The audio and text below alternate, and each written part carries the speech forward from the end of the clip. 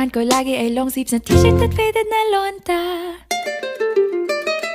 Pero noong makilala kita, nagbagong bigla ang aking timpla. Natutuwa ko na magpariban at mag-ahit ng kilay at least once a month. Hindi ko alam kung anong meron ka na sa akin ay nagpalambot ng bigla. Sinong mag-aakalang lalaki pala ang bibiyag sa tulad kong tigreng gala. Kahit ako'y titibo-tibo, puso ko ay titibok-tibok pa rin sa'yo.